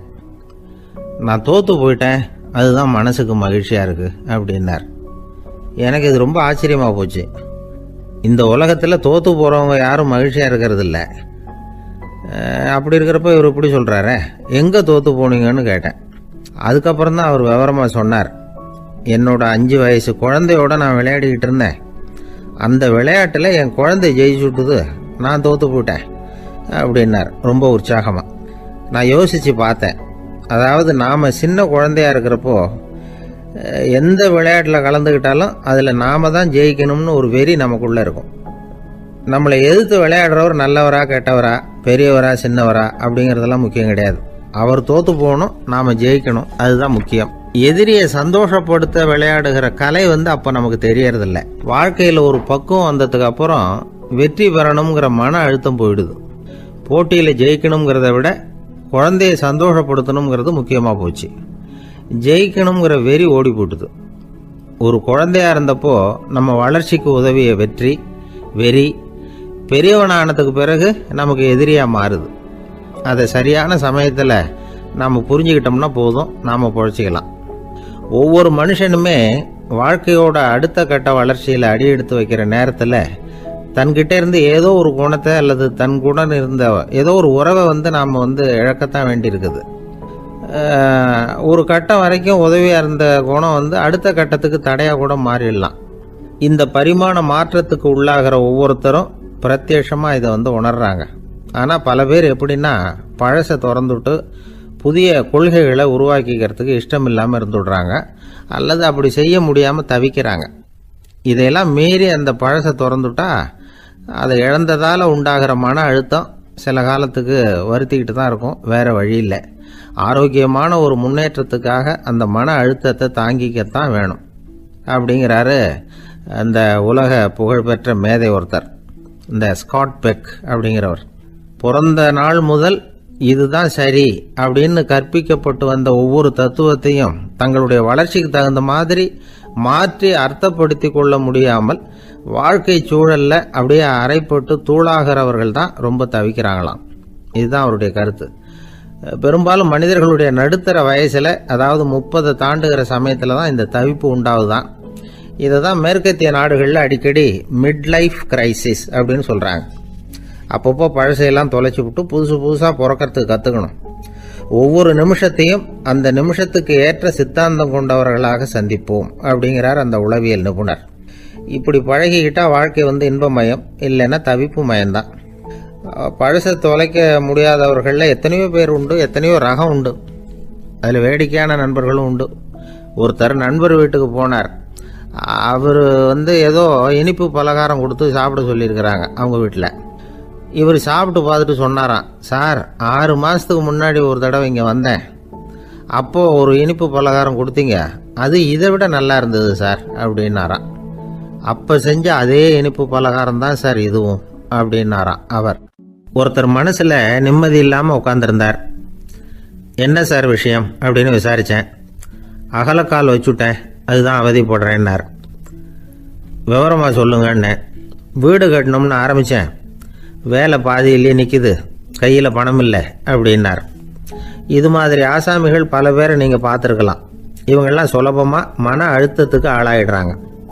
மன உளைச்சல், அதாவது ஸ்ட்ரெஸ் அப்படின்னு சொல்கிறோமே, அதுக்கு அடிப்படையான சில காரணங்கள் உண்டு. அதாவது மிகையாக திட்டமிடுதல் அப்படிங்கிறதும் ஒரு முக்கியமான காரணம். நடைமுறை சாத்தியம் என்னங்கிறத மனசில் வச்சுக்கிட்டு எந்த திட்டத்தையும் தீட்டணும், அப்போ தான் அது சரியாக வரும். 2வது காரணம் என்ன தெரியுமா? ஒரே நேரத்தில் பல்வேறு செயல்களில் ஈடுபடுறது. தொலைபேசியில் பேசிக்கிட்டே கையில் இருக்கிற கடிதத்தை படிச்சுக்கிட்டே எதிரில் உட்காந்துக்கிட்டு இருக்கிறவருக்கும் அப்பப்போ பதில் சொல்லிக்கிட்டு மனசில் பல்வேறு சிந்தனைகளை அப்படியே ஓட விட்டுக்கிட்டு இருக்கிறது, இதுவும் மன அழுத்தத்தை உண்டாக்குது. 3வது காரணம், எதிலேயும் வெற்றி மட்டும் எதிர்பார்க்குற ஒருதலைப்பட்சமான ஆர்வம். நாம் தொட்டதெல்லாம் வெற்றியாகவே முடியணும் அப்படின்னு எதிர்பார்க்குறவங்க ஏதாவது ஒன்றில் தோல்வியை கண்டால் தோண்டு போயிடுறாங்க. எப்படியும் முடியலாம்ங்கிற எண்ணம் ஏற்கனவே நமக்குள்ளே இருந்துட்டுதுன்னா அந்த அவஸ்தை வராது. அதனால் அதுவும் நம்ம வளர்த்து கொள்ள வேண்டிய ஒரு குணம். மன உளைச்சல் ஏற்படுறதுக்கு இன்னொரு காரணம், எதையும் வேகமாக செஞ்சுடணும் அப்படிங்கிற துடிப்பு. அந்த துடிப்பே மனசை அழுத்த ஆரம்பிச்சிடும். எந்த ஒரு காரியத்திலையும் தாமதமோ இடையூறோ ஏற்பட்டால் அதை பொறுத்துக்கிற மனப்போக்கம் வேணும். அது இல்லாதவங்க அழுத்தத்துக்கு ஆளாயிடுறாங்க. சில பேர் வேலைன்னு எந்த நேரம் பார்த்தாலும் வேலையே கதின்னு கிடப்பாங்க. பொழுதுபோக்குக்கோ உடற்பயிற்சிக்கோ குடும்பத்தில் உள்ளவங்க அல்லது நண்பர்கள் கூட கலந்துரையாடவோ கொஞ்சம் கூட நேரம் ஒதுக்க மாட்டாங்க. இந்த சுபாவம் மன அழுத்தத்தை உண்டு பண்ணும். இதையெல்லாம் புரிஞ்சுக்கிட்டு அதிலிருந்து விடுபடுறது எப்படின்னு யோசிக்கணும். வல்லுநர்கள் இது தொடர்பாக சில யோசனைகளை சொல்லி வச்சிருக்கிறாங்க. அது என்னன்னா, வாழ்க்கைங்கிறது பிரச்சனைகளால் பின்னப்பட்ட ஒன்று. அது எப்போவுமே முடிவடையாத ஒரு தொடர்கதை அப்படிங்கிறத முதல்ல நாம் புரிஞ்சுக்கணும். ஒரே நேரத்தில் ஒரு காரியத்தில் மட்டுமே நாம் கவனம் செலுத்தணும். அடுத்தவங்க காரியத்தில் தலையிடக்கூடாது. எதையும் பேச ஆரம்பிக்கிறதுக்கு முன்னாடி நம்மை நாமே கேட்டுக்க வேண்டிய கேள்வி 2. 1, நான் சொல்ல போகிறது ரொம்ப முக்கியமானதா? 2வது, நான் சொல்கிறத அவங்க கேட்கறதுக்கு ஆசைப்படுறாங்களா? நான் பேசுகிறதுக்கு அது சரியான நேரம் தானா? இதை யோசித்து பார்த்ததுக்கப்புறம் எதையும் பேச ஆரம்பிக்கணும். முடிஞ்ச அளவுக்கு வளைந்து போகிற சுபாவத்தை வளர்த்துக்கணும். நம்ம நேரம் விலை மதிப்பு இல்லாதது. அதை வீணாக்கக்கூடாது. சிரிக்க தெரியலனாலும் பரவாயில்ல, முகத்தில் கொஞ்சம் புன்முறுவலாவது காட்டணும். இதெல்லாம் ரொம்ப முக்கியம். அடுத்தவங்க ஏதாவது செஞ்சால் உடனே நன்றி சொல்ல மறக்கக்கூடாது. தினமும் கொஞ்சம் நேரத்தை தனிமையில் செலவு பண்ணணும். மன உளைச்சலிருந்து விடுபடுறதுக்கு 3 முக்கிய வழிகள் சொல்கிறாங்க. அதை சுருக்கமாக ரெட் அப்படின்னு சொல்கிறாங்க. RED ஆங்கில எழுத்தில். அந்த முதல் எழுத்து R, அது என்னென்னா ரிலாக்ஸேஷன், அதாவது இடை ஓய்வு. 2வது E எக்ஸர்சைஸ், உடற்பயிற்சி. 3வது டயட், திட்டமிட்ட உணவு முறை. அதனால் தியானம், மூச்சு பயிற்சி இதெல்லாம் இந்த இடை ஓய்வுக்கு வழிகள். எந்த வேலையையும் தொடர்ந்து செய்யக்கூடாது. எல்லார்கிட்டையும் கலகலப்பாக பழகணும். மாதத்துக்கு ஒரு நாளாவது குடும்பத்தோடு வெளியில் போயிட்டு வரணும். சுலபமான உடற்பயிற்சிகளை செய்யலாம். உடற்பயிற்சிங்கிறது நமக்காக நாம் செய்கிற ஒரு நீண்டகால முதலீடு அப்படின்னு சொல்லுவாங்க. அதாவது லாங் டேர்ம் இன்வெஸ்ட்மெண்ட்டாக. அளவோடு சாப்பிட்ணும், மெதுவாக சாப்பிட்ணும். இதெல்லாம் கொஞ்சம் மனசில் வச்சுக்கிட்டு நடந்துக்கிட்டால் மகிழ்ச்சியாக வாழலாம். சில பேர் சாப்பாட்டு விஷயத்தில் ரொம்ப அக்கறை எடுத்துக்கிறது உண்டு. ஒரு குண்டு ஆசாமி சாப்பிட உக்காந்தார். முதல்ல ஒரு மாத்திரை சாப்பிட்டார். எதுக்குன்னு கேட்டோம். பசி எடுக்கிறதுக்குன்னார். சாப்பிட்டு முடித்தார். பிறகு மறுபடியும் ஒரு மாத்திரை சாப்பிட்டார். இது எதுக்குன்னு கேட்டோம். சாப்பிட்டது ஜீரணமாகறதுக்கு அப்படின்னார். கத்தியை தீட்டாதே புத்தியை தீட்டு அப்படின்னு ஒரு பெரியவர் புத்தி சொன்னார். அதை கேட்ட ஒரு இளைஞன், அது எப்படி பெரியவரை புத்தியை தீட்டுறது? கத்தியை தீட்டுன்னு சொன்னால் ஒரு கருங்கல்லில் கத்தியை தேய்க்கலாம். புத்தியை தீட்டுன்னு சொன்னால் எப்படி தலையை கொண்டுட்டு போய் தரையில் தேய்ச்சிக்கிட்டு இருக்க முடியுமா அப்படின்னா. அந்த பெரியவர் உடனே புரிஞ்சுக்கிட்டார், இந்த இளைஞனுக்கு புத்தி கூர்மை கம்மி அப்படிங்கிறத புரிஞ்சுக்கிட்டார். அது சரி, அறிவுக்கும் புத்திசாலித்தனத்துக்கும் என்ன வித்தியாசம்? இது ஒரு முக்கியமான கேள்வி. அறிவுன்னா என்ன, புத்திசாலித்தனம்னா என்ன? இதே கேள்வியை சாக்ரட்டிஸ் கிட்ட அவருடைய சீடன் ஒருத்தன் கேட்டானான். ஐயா, அறிவுக்கும் புத்திசாலித்தனத்துக்கும் என்னங்க வித்தியாசம் அப்படின்னு கேட்டிருக்கான். சாக்ரட்டிஸ் நிமிர்ந்து பார்த்துருக்கிறார் அந்த சீடனை. அதுக்கப்புறம் சொன்னாரான், நான் சொல்கிறேன் உன்னுடைய கேள்விக்கு பதில், ஆனால் அதுக்கு முன்னாடி நீ ஒரு காரியம் பண்ணணும்னாரான். என்னங்க செய்யணும் சொல்லுங்கன்றிருக்கான். அதோ பாரு, ஒரு பெரியவர் உட்காந்துருக்கிறாரு, அவர்கிட்ட போ. இங்கேருந்து பக்கத்தில் இருக்கிற அந்த கிராமத்துக்கு போய் சேர எவ்வளவு நேரம் ஆகும் அப்படின்னு கேட்டுட்டு வா அப்படி சொன்னார் சாக்ரட்டிஸ். சரின்னு சொல்லிவிட்டு இவன் போனான். அந்த பெரியவர் முன்னாடி போய் நின்னான். ஏங்க பெரியவரை, இங்கேருந்து அதோ தெரியுத அந்த கிராமத்துக்கு போய் சேர்றதுக்கு எவ்வளவு நேரம் ஆகும் அப்படின்னு கேட்டான். பெரியவர் நிமிர்ந்து பார்த்தார், ஆனால் பதில் எதுவும் சொல்லலை. இவன் மறுபடியும் ஒரு தடவை அதே கேள்வியை அவர்கிட்ட கேட்டான். என்னங்க, நான் கேட்குறது உங்கள் காதில் விழுதா? அந்த கிராமத்துக்கு போய் சேர்றதுக்கு எவ்வளோ நேரம் ஆகும் அப்படின்னு சொல்லி மறுபடியும் கேட்டான். அப்பவும் அவர் பதில் சொல்லலை. உடனே அவன் மனசுக்குள்ளே முடிவு பண்ணிக்கிட்டான், சரி பெரியவர் ஒரு மாதிரியாக தெரிகிறார், புத்தி சுவாதீனம் சரியில்லாத ஒரு மாதிரி தெரியுது அப்படின்னு நினச்சிக்கிட்டே வந்த வழியிலே திரும்பி வந்துட்டான். கொஞ்சம் தூரம் நடந்திருப்பான். இப்போ அந்த பெரியவர் மறுபடியும் கூப்பிட்டார், இளைஞனே இப்படி வாடினார். இவனுக்கு ஒன்றும் புரியல. மறுபடியும் திரும்பி நடந்தான். அவர் முன்னாடி போய் நின்னான். பெரியவர் சொன்னார், தம்பி, இங்கேருந்து அந்த கிராமத்துக்கு போய் சேர்றதுக்கு 5 நிமிஷம் ஆகும் அப்படின்னார். இப்போ அந்த இளைஞன் அந்த முதியவரை ஒரு மாதிரியாக பார்க்க ஆரம்பித்தான். அதுக்கப்புறம் கொஞ்சம் யோசித்தான். பிறகு அவர்கிட்டே கேட்டுட்டான், ஏங்க பெரியவரை, இதே பதிலை அப்போவே என்கிட்ட சொல்லியிருக்கலாமே, என்னை திரும்பி போன்னு சொல்லிவிட்டு பாதி தூரம் போனதுக்கப்புறம் மறுபடியும் கூப்பிட்டு அதுக்கப்புறம் இப்படி சொல்கிறீங்களே இது நியாயமா அப்படின்னா பெரியவர் சிரித்தார். அதுக்கப்புறம் சொன்னார், ஏன்பா நீ எவ்வளவு வேகமாக நடக்கிறேங்கிறத பார்க்காம நீ கிராமத்துக்கு போய் சேர வேண்டிய நேரத்தை எப்படி என்னால் சொல்ல முடியும்? அதனால தான் உன்னை கொஞ்சம் தூரம் நடக்க விட்டு உன்னுடைய நடையின் வேகம், அந்த கிராமம் இருக்கிற தூரம் ரெண்டையும் கணக்கு போட்டு அதுக்கப்புறம் நேரத்தை சொன்னேன்னார். சீடன் வந்து தலை குனிந்தான். அப்படியே திரும்பி வந்து சாக்ரட்டிஸ் முன்னாடி நின்னான். சாக்ரட்டிஸ் இப்போ சொல்கிறார், தம்பி அதுக்கு பேர் தான் புத்திசாலித்தனம். இந்த அறிவு கூர்மை வந்து எல்லா இளைஞர்களுக்கும் வரணும் அப்படிங்கிறதுக்காகத்தான் கத்தியை தீட்டாத புத்தியை தீட்டு அப்படின்னு பெரியவங்கள்லாம் சொல்லிகிட்டு இருக்கிறாங்க. புத்தியை தீட்டுறவங்கெல்லாம் வாழ்க்கையில் அறிவாளியாகிறாங்க, தீட்டாதவங்க கோமாளியாகிறாங்க. இதுதான் இன்றைக்கி நடக்கிறது. அதனால் அறிவு கூர்மைங்கிறது வேற. இந்த காலத்து ஆசாமி ஒருத்தர் இன்னொருத்தரை பார்த்து கேட்டார், ஏங்க ஒரு விமானம் இங்கேருந்து புறப்பட்டு 2 மணி நேரத்தில் மதுரைக்கு போய் சேருது. நல்லா கவனிங்க, ஒரு விமானம் இங்கேருந்து புறப்பட்டு 2 மணி நேரத்தில் மதுரைக்கு போய் சேருது அப்படின்னா என்னோடய வயசு என்னன்னு கேட்டார். இவர் கேட்குறதுல ஏதாவது அர்த்தம் இருக்கா?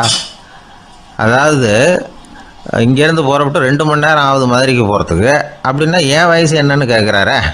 இதை கேட்ட உடனே அவர் பதில் சொன்னார், அப்படின்னா உங்களோட வயசு 20 அப்படின்னார். எப்படிங்க அவ்வளவு கரெக்டாக சொன்னீங்க அப்படின்னு கேட்டார்.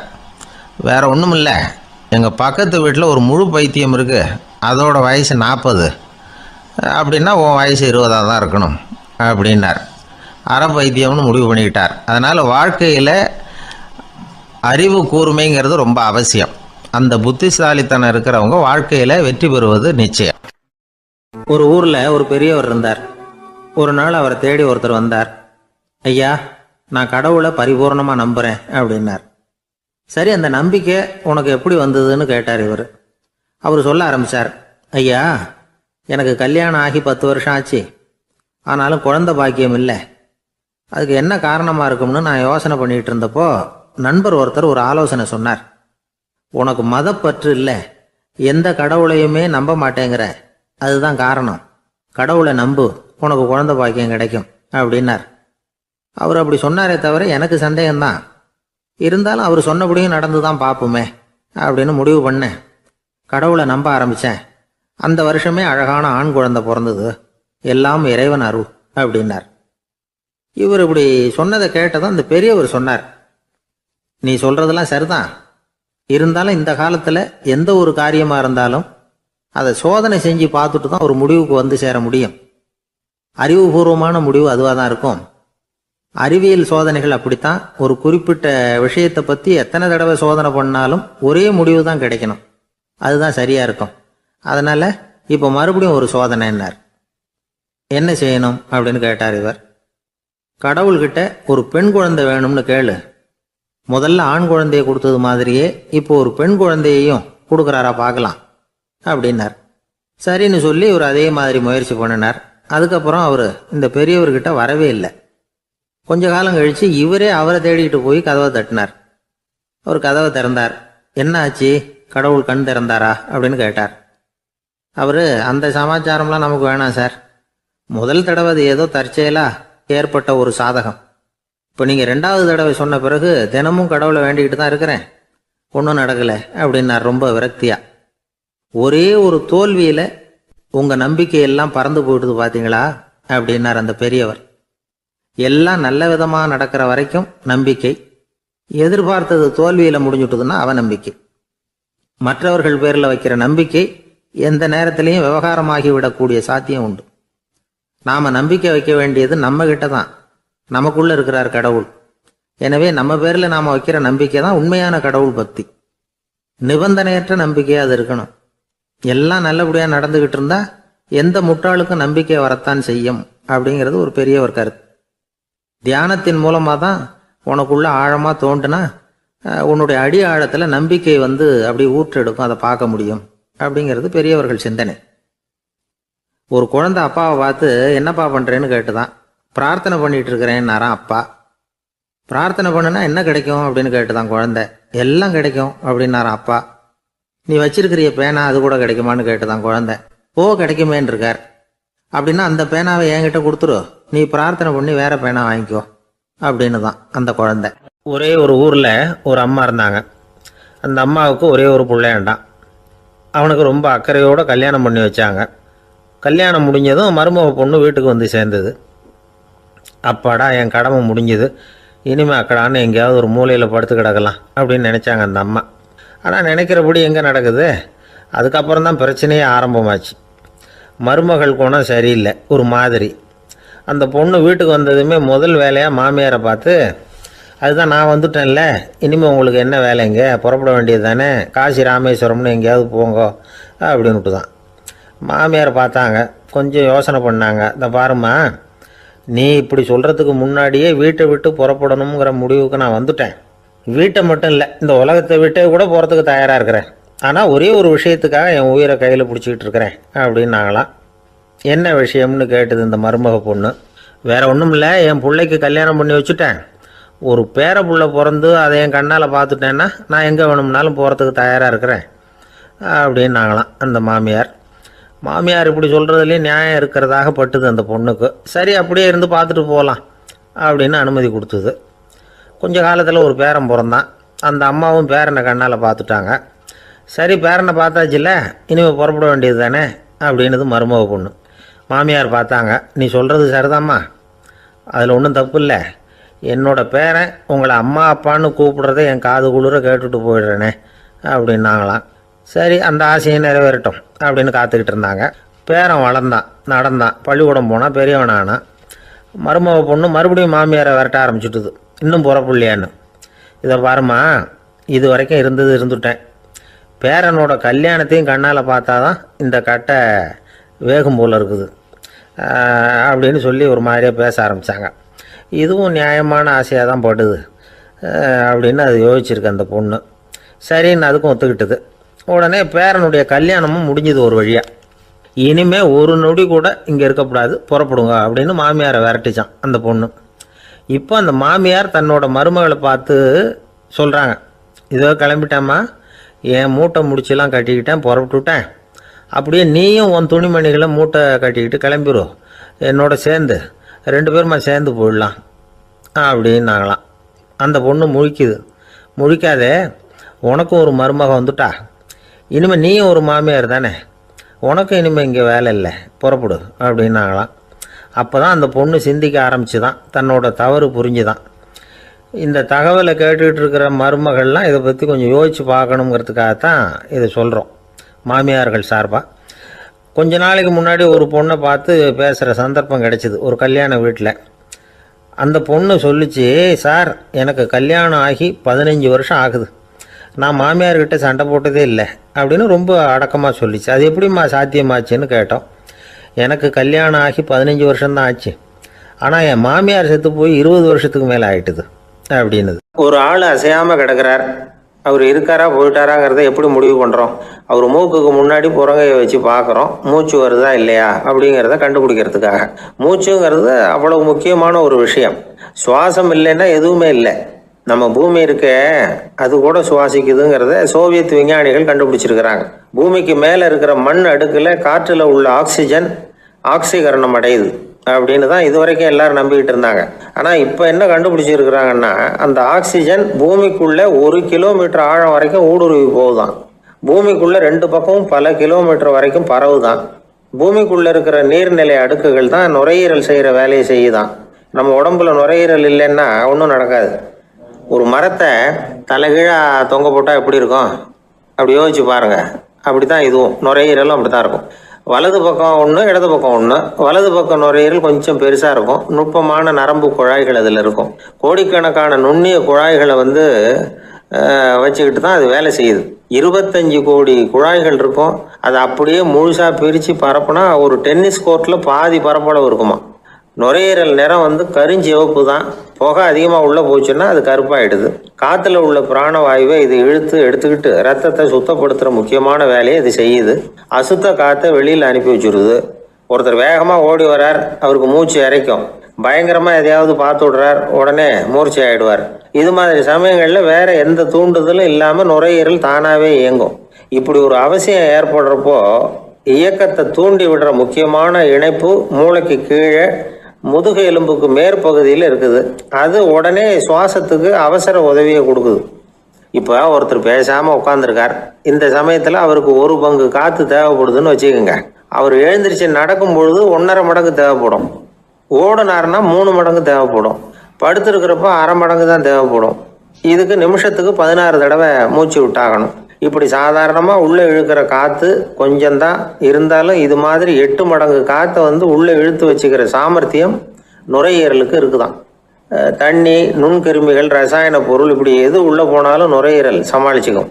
30 வருஷமாக விடாத புகை பிடிக்கிறவர் தொடர்ந்து உள்ளே அனுப்பி வைக்கிற புகையை கூட சமாளிக்குதுன்னா பார்த்துங்களேன். உள்ளே போகிற புகை நுட்பமான சுவாச முடிச்சுகளை அழிச்சு விடுது. கறி புகை அது மேலே படிஞ்சு உபயோகம் இல்லாமல் பண்ணிவிடுது. ஆனாலும் தேவைக்கு அதிகமாக 8 மடங்கு கூடுதலாக சுவாச முடிச்சுகள் நம்ம உடம்புக்குள்ளே இருக்கிறதுனால சமாளிக்க முடியுது. சமாளிக்க முடியலன்னா சில சமயம் மூச்சு திணறும். அதை ஒரு எச்சரிக்கையாக எடுத்துக்கிட்டு புகை பிடிக்கிற பழக்கத்தை விட்டுடணும். அதுதான் நல்லது. ஆனால் அப்படி யார் விடுறது? இணை பிரியாத 2 நண்பர்கள் இருந்தாங்களாம். 2 பேரும் விடாமல் சிகரெட்டு குடிக்கிறவங்க. அதில் ஒருத்தன் செத்து போட்டான். இன்னொருத்தன் அதுக்கப்புறம் 2 சிகரெட்டாக குடிக்க ஆரம்பித்தானா. ஏன் இப்படி பண்ணுறேன்னு கேட்டிருக்காங்க. நான் 1 சிகரெட்டு தான் குடிக்கிறேன், செத்து போன என்னுடைய ஃப்ரெண்டு இருக்கானே செத்து போனவன், அவனுக்காக இன்னொரு சிகரெட்டு குடிக்கிறேன் அப்படின்னு நானா. இது ரொம்ப ஆபத்து, விட்டுடு அப்படின்னு சொல்லியிருக்காங்க. சரின்னு ஒத்துக்கிட்டான். ஆனால் அதுக்கப்புறமும் 1 சிகரெட் வீதமாக குடிச்சிக்கிட்டே இருந்தான். சிகரெட்டு பழக்கத்தை நீ இன்னும் விடலையான்னு கேட்டாங்களாம். அந்த பழக்கத்தை நான் எப்போவோ விட்டுட்டேன், இப்போ நான் குடிக்கிறது என் ஃப்ரெண்டுக்காக அப்படின்னு நானா. இவங்கெல்லாம் எப்படி திருந்துறது? ஒரு ஊரில் ஒரு கோயில் இருந்தது. ரொம்ப பழைய கோயில். உள்ளே போகிறதுக்கே பயமாக இருக்கும். எந்த நேரத்தில் இடிஞ்சு விழுந்துருமோ அப்படிங்கிற பயம். அப்படி இருந்ததுனால யாரும் துணிஞ்சு சாமி கும்பிடுறதுக்கு அங்கே போகிறதில்ல. கோயிலுக்கு வர்ற கூட்டம் கொஞ்சம் கொஞ்சமாக குறைய ஆரம்பிச்சுட்டுது. கோயில் நிர்வாகிகள் எல்லாரும் கூடி உட்காந்து பேசினாங்க. என்ன பண்ணலாம்னு யோசனை பண்ணாங்க. எந்த இடம் மோசமாக இருக்கோ அந்த இடத்த பழுது பார்த்தாங்க. அங்கே எங்கே வர்ணத்தை பூசி கொஞ்சம் அழகுபடுத்தி பார்த்தாங்க. ஏதோ இந்த ஊரில் கோயில்னு ஒன்று இருக்குது, அது மக்களுக்கு தெரியணும் அப்படிங்கிறதுக்காகத்தான் இப்படிலாம் பண்ணாங்க. இருந்தாலும் கோவில் இருக்கிற நிலைமை மக்களுக்கு தெரியும். அதனால் அங்கே வர்றது குறைச்சிக்கிட்டாங்க அவங்க. ஒரு கட்டத்தில் யாருமே வர்றதில்லை. நிலைமை அந்த அளவுக்கு ஆயிட்டுது. மறுபடியும் கோவில் நிர்வாகிகள் கூட்டம் நடந்தது. இந்த கூட்டம் கூட கோயிலுக்கு உள்ளே நடக்கலை. இடிஞ்சு விழுந்துருமோங்கிற பயம். அதனால் வெளியில் தான் உட்காந்து கூட்டத்தை நடத்தினாங்க. ஏன்னா உள்ளே போகிறதுக்கு அவங்களுக்கும் துணிச்சல் கிடையாது. எந்த நேரமும் விழுந்துரும் போல் இருந்தது அது. அது வழியாக போகிறவங்க கூட வேகமாக அந்த இடத்த கடந்து போக ஆரம்பிச்சிட்டாங்க. கோவில் நிர்வாகிகள் வெளியில் உட்காந்து கூட்டம் போட்டாங்க இல்லையா, அந்த கூட்டத்தில் 4 தீர்மானங்களை நிறைவேற்றினாங்க. அது என்ன 4 தீர்மானம்னா, முதல் தீர்மானம், இந்த கோவிலை இடிப்பது அப்படிங்கிற முடிவை இந்த கமிட்டி மிகவும் வருத்தத்துடன் ஏற்றுக்கொள்ளுகிறது அப்படின்னு நிறைவேற்றினாங்க. இதுக்கு பதிலாக இன்னொரு கோவிலை உடனடியாக கட்டி முடிச்சுடணுங்கிறது 2வது தீர்மானம். 3வது தீர்மானம் என்ன தெரியுமா? பழைய கோவிலின் கதவுகள், அதிலிருந்து பிரித்து எடுக்கிற செங்கல், இதையே புது கோவில் கட்டுவதற்கு பயன்படுத்தி கொள்ள வேண்டியது. பழைய கோவில் இருந்த மாதிரியே அதே வடிவத்தில் புது கோவிலையும் கட்ட வேண்டியது. பழைய கோவிலின் அஸ்திவாரத்தை அப்படியே வச்சுக்கிட்டு அதுக்கு மேலே நாம் கோவிலை கட்டிக்க வேண்டியது. இதுதான் 3வது தீர்மானம். இதையும் கமிட்டி முழு மனசோடு ஏற்றுக்கிட்டது. இது வரைக்கும் சரி. இப்போ அந்த கமிட்டி 4வதாக ஒரு முக்கியமான தீர்மானத்தை கொண்டுகிட்டு வந்து அதையும் ஏகமனதாக நிறைவேற்றி விட்டது. அது என்ன தீர்மானம்னா, புதிய கோவில் கட்டி முடிக்கிற வரைக்கும் பழைய கோவிலை இடிக்கிறதில்லை அப்படிங்கிற தீர்மானம். எப்படி இருக்குது பாருங்க இது. பழசை இடிக்காத வரையில் அதே இடத்துல புதுசாக எப்படி கட்ட முடியும்? பல விஷயங்களில் நாம் நடந்துக்கிற முறையும் இப்படி தான் இருக்குதான். வாழ்க்கையில் முன்னேறணும்னு ஆசைப்படுவோம். அதே நேரத்தில் அந்த முன்னேற்றத்துக்கு எது தடையாக இருக்கோ அதை விட்டு விடுறதுக்கும் மனசு வராது. வெளிநாட்டில் ஒரு பெரிய விருந்து நடந்துக்கிட்டு இருந்துதான். எல்லாரும் மது கோப்பையும் கையுமா அலைஞ்சிக்கிட்டு இருக்கிறாங்க. ஒருத்தர் மட்டும் கையில் எதுவும் இல்லாமல் ரொம்ப நல்ல பிள்ளையா சாதுவா ஒரு ஓரமாக தனியாக உட்காந்துருக்கிறார். அவர்கிட்ட நெருங்கி வாங்க மது சாப்பிடலாம் அப்படின்னு கூப்பிட்டாங்களாம். என்னை வற்புறுத்தாதீங்க, நான் என் மனசுக்குள்ள உறுதியாக தீர்மானம் பண்ணிவிட்டேன் அப்படின்னாராம். என்ன தீர்மானம் பண்ணியிருக்கீங்க அப்படின்னு கேட்டிருக்காங்க. ஏற்கனவே முழு போதையில் இருக்கும் பொழுது மறுபடியும் மது கோப்பையை தொடரதில்லை அப்படின்னு தீர்மானம் பண்ணியிருக்கேன் அப்படின்னாராம். அம்மாக்காரங்களுக்கு அடிக்கடி ஏற்படுற கவலை ஒன்று உண்டு. அதாவது குழந்தை சரியாக சாப்பிட மாட்டேங்குதே அப்படிங்கிற கவலை. இவங்கெல்லாம் ஒரு விஷயத்த நல்லா புரிஞ்சுக்கணும். குழந்தைகள்ங்கிறவங்க பெரியவங்க மாதிரி இல்லை. அவங்க கடிகாரத்தில் மணியை பார்த்துட்டு சாப்பிட்றதுக்கு உட்கார்ற ரகம் கிடையாது. பசிச்சா சாப்பிடுவாங்க, இல்லைன்னா விளையாடுவாங்க அல்லது தூங்குவாங்க. அது புரியாம அவங்கள கட்டாயப்படுத்தி அல்லது மிரட்டி சாப்பிட வைக்கிறது ரொம்ப தப்பு. ஒரு 8 மாச குழந்தைக்கு 3 மணி நேரத்துக்கு ஒரு தடவை பசிக்கும். அந்த நேரம் பார்த்து சாப்பாடு கொடுத்தா அடம் பண்ணாமல் அது பாட்டுக்கு சாப்பிட்றோம். அதே குழந்தைக்கு 1 வயசு ஆகிறப்போ 4 மணி நேரத்துக்கு ஒரு தடவை பசிக்கும். இந்த வயசுல இயற்கையாகவே பசி குறைஞ்சிருக்கும். அது புரியாம என் குழந்தை முன்னாடி மாதிரி இப்போ சரியாக சாப்பிட மாட்டேங்கிறான் அப்படின்னு சில பேர் டாக்டர்கிட்ட போய் சொல்லிக்கிட்டு இருப்பாங்க. இன்னொரு விஷயம், ஒரு குழந்தைக்கு வயசு அதிகமாகிற வேகத்துக்கு உடம்பு எடையும் அதிகமாகிக்கிட்டே போகாது. உடம்பு எடை அதிகமாகிற வேகம் குறைஞ்சிக்கிட்டே வரும். 6 மாச குழந்தைக்கு ஒரு வாரத்தில் 150 கிராம் எடை கூடும். ஒரு வயசுல வாரத்துக்கு 71 கிராம் எடை கூடும்.